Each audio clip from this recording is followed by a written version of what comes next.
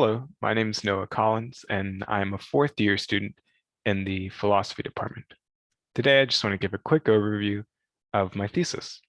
My thesis was trying to perform a bibliometric analysis of the history of American pragmatism. Before getting into this, because we're going over a little history, I think it'll be useful to sort of give a brief overview of this history. First, I want to look at Charles Sanders Peirce. For Peirce, pragmatism was a method of philosophy that was to be used to help us to make our ideas clear. The way we're to make our ideas clear is by looking like the practical effects that a concept has on us. Take, for example, hardness. What hardness means is what its practical effects are. That is, for some concept to have a meaning, it must have practical effects on us. One byproduct of this for Peirce was that many disputes in philosophy became pointless because they had no practical effects on us. So for Peirce, one, he offered us the first proposal of pragmatism's account of meaning. And two, he laid the foundation for all future pragmatists to build off of. One of these pragmatists was William James, a friend of Peirce. James's main contribution to pragmatism was his work on its conception of truth. For James, a statement is true when we can assimilate, validate, corroborate, and verify it. Put simply, true statements are those that have practical effects on us. They are those that we find dependable and action-worthy. Also, for James, unlike Peirce, all disputes in philosophy were worth our attention, and the way we should go about solving them was by using the pragmatic method. Next, I want to look at John Dewey. He's sort of the last line in this like figureheads of early pragmatic philosophy. Dewey was sort of in disagreement with both Peirce and James, which is maybe why he called himself an instrumentalist instead of a pragmatist. For Dewey, pragmatism was the only way to do philosophy in the post-Darwinian age. He also thought, unlike Peirce and James, that all previous philosophical disputes were chaff. That is, we could sort of cast them aside and not really worry about them. Rather, we need to focus on how to keep our values straight in this rapidly advancing society that we find ourselves in. Now, after James, Peirce, and Dewey came what is known as the eclipse of pragmatism.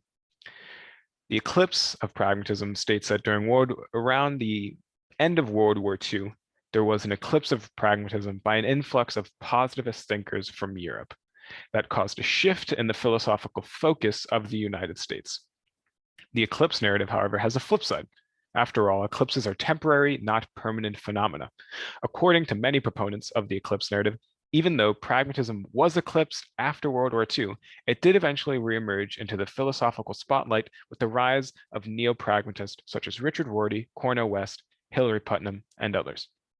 While these thinkers did revitalize an interest in pragmatism, they were frequently accused of not being the true pragmatist of the past.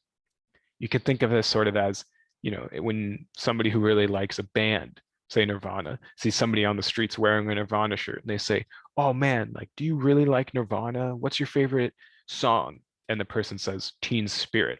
And then the person accusing them of being a fake Nirvana fan is like, "Ah, you're not a real Nirvana fan. You don't like their music, man." This is sort of what people were doing to the neo-pragmatists. The neo-pragmatists are accused of not being pragmatic enough, and they were unfaithful to the original pragmatists. Now, this is sort of a very brief, dry, quick overview of the history of pragmatism. Next, I want to give a tiny sketch of my methods that I use to do this analysis. So this narrative has been built upon classic methods of history. These classic methods, unfortunately, rely on anecdotal evidence and contested lines of influence between prominent philosophers. My approach in this thesis is very different from this. I instead approach the history of pragmatism empirically by using modern bibliometric techniques and using a large data set of papers to track mentions of words adjacent to pragmatism over several decades. Then graphing these, it allows us to sort of see over time how these words were fluctuating through time. Now, through my research, I found that use of pragmatism did fall in the post-World War II era. This is because in the post-World War II era, only around 3% of papers had mentions of pragmatism. And this is like a specific mention of the word pragmatism.